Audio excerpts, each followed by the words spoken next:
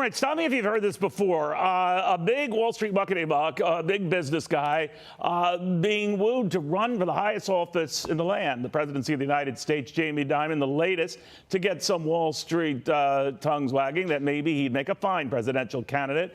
Michael Bloomberg, he was in that same position. Didn't go well for him. There was a brief period, I'm so old to remember, when they were recommending Lee Iacocca run for the highest office in the land. We can all remember Ross Perot, who actually did it. 1992, he got 19% of the vote, not a single electoral vote, but it did remind folks that sometimes you have a good message and you're clear. You could take it all the way. Donald Trump comes to mind in 2016. Enter Kevin O'Leary. I've been a big fan of Mr. O'Leary's over many years. He doesn't know me without him, but I followed his career with intrigue because Kevin was very, very close to maybe being a prime minister in Canada. I mean, the Conservative Party leader, if they had won, he would be, by extension, the leader of the party and the leader of the country. I guess it was something to do with Quebec, and things not looking promising there. Bottom line, Mr. Wonderful decided to do other things. That was 6 years or so ago, and he joins us right now. Kevin, very good to have you. Thank you very much. I appreciate it. Let me ask you about that part of your life. Very few people know about it in this country. Of course, you're well known in Canada as a result. You stepped down. A lot of people were pushing you to run, to take over the Conservative Party leadership. You know, this is a parliamentary system, but you looked at Quebec. Explain why that was important and why that maybe changed your trajectory. You've got to think of Quebec as the Florida of Canada. It determines the CEO in the case the Canadian parliamentary system is the Prime Minister. And so depending on the ebb and flow of the other provinces, you really need to win at least 23 seats in Quebec if you're going to run a majority mandate. And my whole premise in that race in 2016 was, look, give me this job for 4 years. Let me apply what I believe are good executional skills, and I'll turn this country around. The same kind of message that was occurring with Trump at the time. And it was a populist message because Canada is the richest country on earth run by idiots. And I hate to say that as a Canadian because I have a passport. Right. But I'm also Irish and I'm also Emirati. But I'm really unhappy about the way Canada's run. And I'm not picking at any one politician's. Very weak skill sets in management there. And that's the premise by which you want someone from business to run a country. You've been very public in your disdain for the Prime Minister now, Prime Minister Trudeau, that he's doing a horrible job, that he's making things worse. You still subscribe to that, I guess, right? He is one of the most successful politicians in history. He's been in that seat forever. He has zero executional skills. He is a horrible manager. He perhaps is the worst manager Canada's ever been under. The absolute worst. It can't get worse. Absolutely a -10. So how do you feel about Trudeau? All right. Oh, you just answered that. Let me ask you, though. I mean, you were being touted. You're highly regarded, Canada, and in this country as well. Very successful businessman. It's a great story. But I've often told people in studying a lot of business types who get wooed to run for high office, be it in Canada or the United States, that it's not as easy. And making in the political world is just not as easy as well. That's what made Donald Trump's victory back in 2016 so remarkable. It was so unusual. Now the fact that they're touting Jamie Dimon to run, what do you make of that? You know, what you want to find, and this is, I think, very interesting given the race, the way it's shaping up stateside, is can you find someone with legislative skills that are proven? In other words, has executed at a government level and also has great executional skills in business. And there is somebody, remarkably, and you mentioned it earlier, Doug Burgum in North Dakota. Right. You got to remember, I came up with him in the software industry. He created a massive software business that Microsoft bought, but he's also been very successful as a governor of North Dakota. And I know that because I invest in North Dakota. So I've met him and I've talked to him.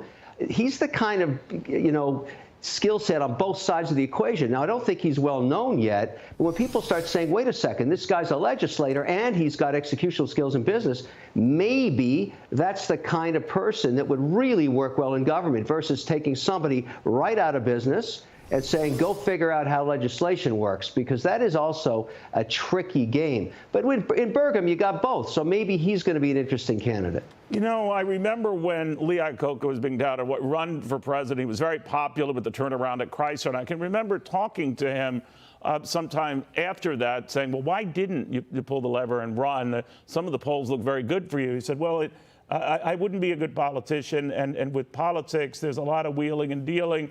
You can't just make an order. You can't just do what you can as the chief executive, and it's just not going to work. What do you think of that a lot of these Wall Street business types discover what might work for them in business necessarily doesn't translate to politics? I don't agree with that. I think business is politics every day. You're always trying to solve problems, negotiate deals. So why, with the exception of Donald Trump, do they not make headway? Well, the point is Trump had both skills, great orator, great communicator, and had some experience in business, no question about that. And I would say when you go into presidential politics, and for me as an investor, and at the end of the day, we're all investors in America because we take our money, we put it into savings, and we want the economy to work. What matters more than just the leadership role and the orator role and who's the president is what's the policy? And at the end of the day, I invest in policy. So I'm looking for leadership that's going to give me a package of policy. And under the Trump leadership, he was very controversial. There's no question about it. Right. But look at the policy for small business where I operate, which is 68% of the economy. That policy, less regulation, more pro-business, lower taxes, that's the kind of stuff that makes an economy grow. And you're seeing that benefit right now. I'm not so sure that it won't be policy that determines the next president, regardless of the party. I want to see some policy packages, and I'm looking forward to the debates. So bring on the Burgums of the world. Let's hear what they got. You know, the track record, as I said, is a little sketchy. But what's remarkable is the success of our most well-known, let's say, rich presidents. John F. Kennedy, Franklin Roosevelt. They were among the richest we've ever had. Of course, Democrats, and they appeal to the common man, which seems ironic, but it clearly worked. So Democrats have had more success with rich guys or those representing our wealthiest families making it to the highest office in the land. What do you make of that? You just described the American dream. Why did I move my business out of highly taxed Ontario to Cambridge, Massachusetts? Because it's America. It's where you go if you're an entrepreneur. Why does everybody want to move here from around the world? Because that dream can come true. I came from nothing. I was a middle-class family. America gave me that opportunity to grow a business and turn it into multi-billion dollars in transactions. That's the American dream. Why wouldn't you want that emulated by your president? Yes, I want a successful entrepreneur as president, man or woman. Show us the way. We all want to do that. That has been the American dream ever since I was born. It'll be the same in 100 years. That's what makes this country great. That's why I do my business here. Sure, it's got problems, but you want the leader to actually be the essence of the American dream, to embed that in the culture and keep us straight and narrow. That's why it's the greatest economy on earth. My God, Kevin, how bad were things in Canada that you went to, of all places, Cambridge, Massachusetts, to find your economic nirvana?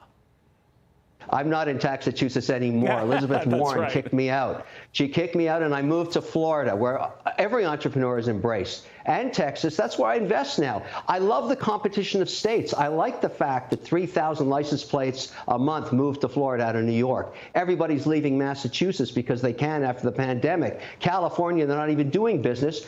Go to places like Oklahoma, West Virginia, North Dakota. That's where the action is, because they're pro-business. All right. It would have been an interesting prime minister. That would have been fun to watch. So we'll watch closely. Kevin, thank you. I could fix that place. I could fix that place. I know how to do it. I have no doubt. And you got a great sense of humor as well. Kevin O'Leary, O'Leary Ventures, Shark Tank investor, so much more. He did okay, not becoming prime minister there.